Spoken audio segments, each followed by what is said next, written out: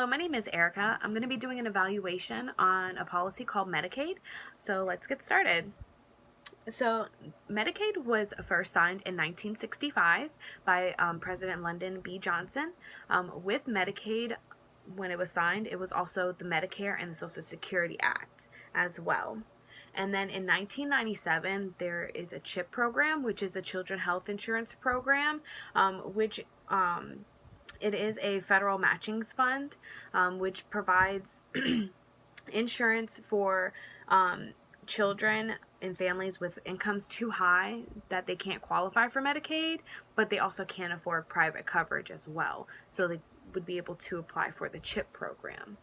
And then when President Barack Obama was in office in 2014, he passed a tax plan to where individuals that did not have any health insurance for a certain amount of time in a year, that they would be penalized during taxes. So, for example, there's 12 months in a year, so if you didn't have insurance for 8 months, you may be penalized when income tax comes, when you have to file your taxes. So this is a mandatory thing, so if you have the insurance, you don't get penalized, but if you don't have it for a certain amount of time, you can be penalized. So having the Medicaid would be a benefit for individuals that do not have insurance. Currently, the population that is served through Medicaid, it's the lower income and then also some of the middle class as well. So the program, like the Social Security Act, was in 1965 is when it first started, and it's for older adults, individuals with disabilities, and children and mothers. And then Medicaid is based off of income. So currently through the FPI Institute, here in Florida, who gets Medicaid, children ages 6 to 18, that's 133%. And then children's ages 1 to 5, it's 140%. Children from newborn to 1 year, it's 206%. And then disabled adults, it's 88%. Pregnant women, it's 191%. And parents of dependent children is 30%. And these are individuals that are currently getting Medicaid in Florida. Let's see here. So Medicaid offers coverage for individuals who are in the lower income and fall into the poverty line. This applies for single men, women, children, individuals with disabilities. So I would make an individual realize that having insurance is beneficial, even if there are people out there that don't believe in getting health care. Just having it, just so that way you don't get penalized during taxes, but also if there is something that does happen, like a broken bone or an illness, anything, it's definitely beneficial to have insurance. And there are individuals out there that aren't getting coverage because of how high private insurance is, and they may have higher rates through their employer for insurance, and they may not be able to afford it. Medicaid and lower class eligibility coverage.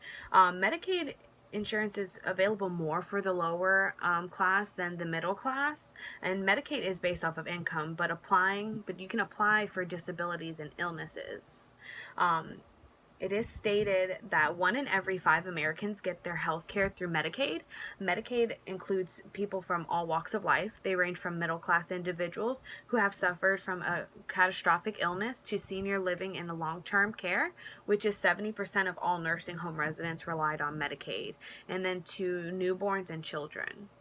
So Medicaid is definitely beneficial for elderly individuals that are in nursing homes, that they may not have a lot in their Social Security checks, and then also they may not have money to pay for private insurance to get the care that they need at the nursing home. So Medicaid would be able to cover for that. Currently, middle-class women may qualify for Medicaid. So whenever I did my research, it is stated that if someone who has applied for Medicaid in the past and was denied, and then the woman got pregnant, then she could possibly qualify and get Medicaid during her pregnancy. And Medicaid during her pregnancy, it does you get coverage from whenever you're pregnant all the way till 60 to 90 days after the baby's born. And then whenever the baby's born, the baby can have coverage under the mom for about 60 to 90 days. Also, with Medicaid, even though the coverage for the mom may not go past the 60 days after postpartum, that they still will be able to get preventative care, which would be birth control like IUDs, the pill, the patch. So there is some great aspects for Medicaid for pregnant women. A recommendation that I would put with evaluating the Medicaid policy is having an increased access for Medicare employee or Medicaid employees to help individuals that are having difficulties with enrolling in healthcare services, and actually having a better understanding of what services are actually covered under their insurance plan with Medicaid. Another thing I would recommend is having a better understanding on an individual's income and how they manage their money.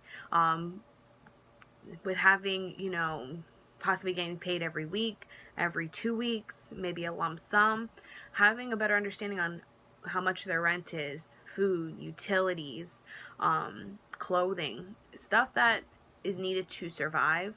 I feel should be, obviously taken off of whatever's being used for the monthly income, but to also see what are they spending their money on. Is it fast food? Is it expensive clothes, cars, phones, just to live a very extravagant lifestyle, which they may not,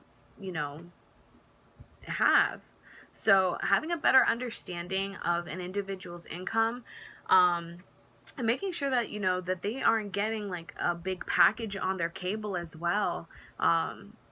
Having an active lifestyle is also beneficial for the individual, and then also for the insurance company. Having an active lifestyle can reduce a lot of depression, anxiety, your health in general. There's some great benefits to having a very active lifestyle.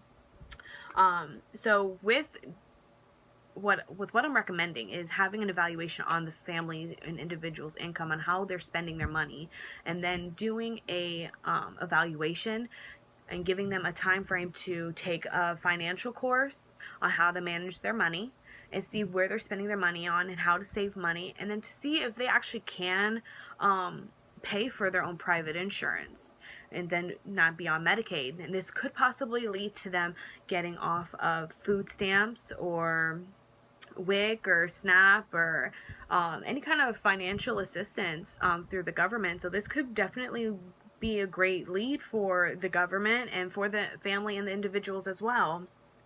So just having that option available is great to have. Currently, there are agencies that are taking Medicaid. When doing my research on it, I found that there are hospitals here in Duval County, in Jacksonville, that Memorial Hospital, Baptist, St. Vincent's, and UF Health do take Medicaid for services. Then a community agency, I found a few, River Region, Salzbacher, Magnolia Project, the River Garden Senior Services, and the Development of Disabilities. And then free clinics is the Magnolia Project, We Care, the City Rescue Mission, Mass Free Clinic, UF Total Care Clinic, Healing Hands Clinic, Volunteers in Medicine. So with the community agencies, which I found, which was River Region and Salzbacher, they actually do a lot more than just healthcare services. They actually do mental health counseling, they do housing, they do job placements. So there are some great options available for individuals that are, receiving Medicaid but are in a tough time and need that assistance. So that is a great factor there. With the Magnolia Project, that is a prenatal care for women. So if they don't have insurance right now, that they can get a prenatal appointment to see how the baby is doing in the womb. And then the We Care, they actually do some traveling around Jacksonville. So they do shots for, the flu. They do blood work. They do very not minimal, but they do just enough to make sure that the individual's health is okay. If there is a chance that there is something wrong with an illness, the We Care company will actually go ahead and work with a doctor that actually can do pro bono work. So if it is something like cancer or an illness or a disease, they may be able to do it for free for the patient. So there are some things I did find online. With the NCBI, they did mention that prenatal care was much more late prenatal care, which was much more frequent for those because of the enrollment for Medicaid. It actually took them about 4 months to be able to get access or more.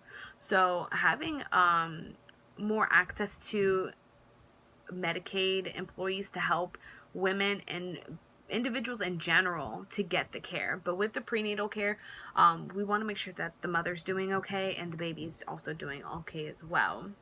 Having better access to prenatal care for pregnant women in their first trimester, it would be a better outcome. So having individuals that are needing medical care to go ahead and get the care that they need, and calling the Medicaid company just to see how they can apply, what they need to do, and if they can, walk with them on how to apply for Medicaid, because there are different options of applying. So you can do it online, over the phone, or in person. Also, there was mentioned by the NCBI that Medicaid receives less appropriate care than fully insured patients. So they mentioned 3 things, which was inappropriate transfers to other providers, and then service discrimination, and then access discrimination. So with the inappropriate transfers, I found that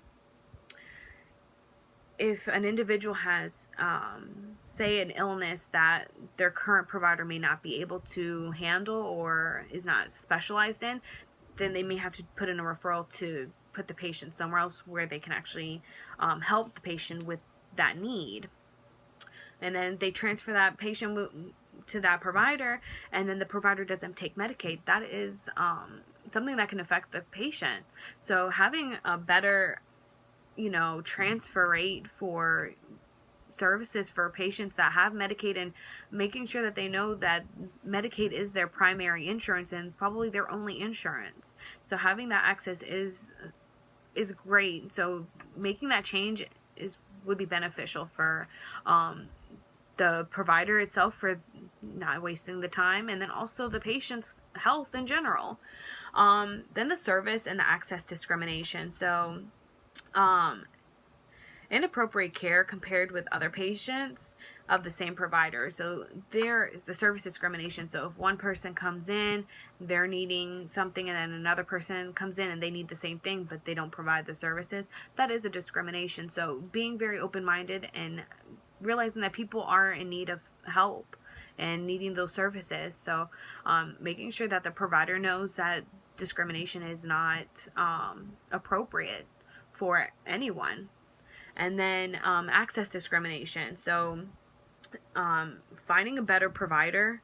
So if one patient has Medicaid and the other patient has Medicaid, and they both have the same issues, and one gets a better provider than the other, and there's still access, that's kind of discrimination as well. So making sure that every patient is your only patient, and that you are really wanting to help that patient is very vital. It could be life or death for that person.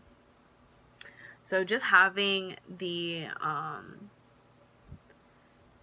the willingness to help individuals and giving them your all is definitely would be a bonus for this recommendation that I'm requesting.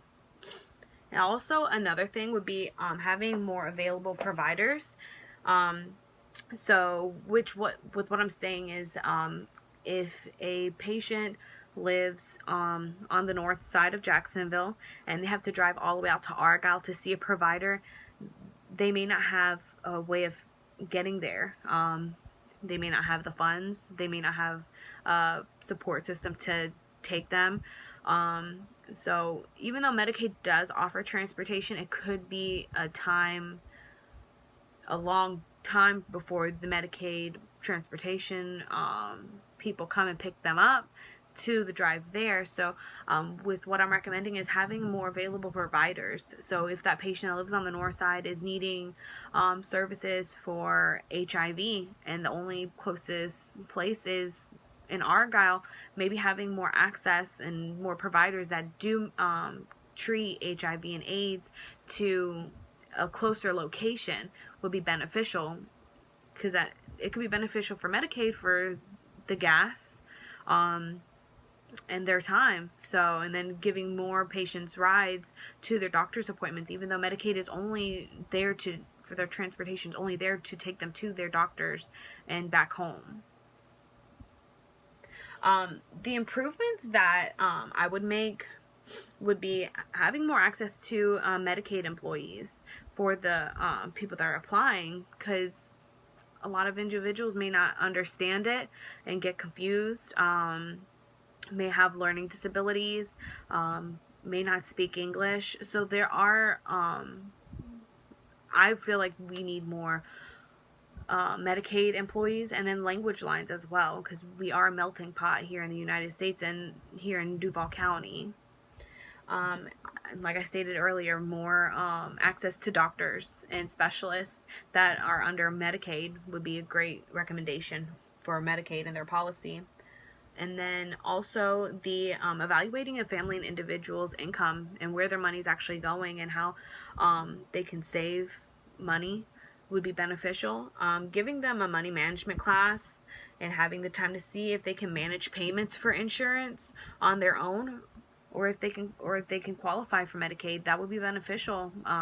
So if a family, brings in $2,000 a month and their rent is, I would say, like $1,200, then they have to worry about their utilities, which JEA can range, about $85 to about $300, depending on what electricity is being used, food. So, and depending on how many individuals are living in the home as well. So having an access to a management class is beneficial either way. Even if a patient does have to go on Medicaid, at least they have the mindset of how to manage their money, and see if they can, be able to get even a private insurance that has a low coverage. Just having an insurance policy or insurance plan is better for them, because of when income tax comes and they have to file for taxes, if they don't want to get penalized, $600-700 for not having insurance, which that money could have possibly gone to the insurance company for a lower plan. So that is a benefit there, and then also could help the family in general, maybe get off of government assistance. So it would be a win-win for everyone through Medicaid, the government, and the family and individuals. Okay, well, thank you so much for your time, and I hope that you learned something from me evaluating the Medicaid policy. Thank you.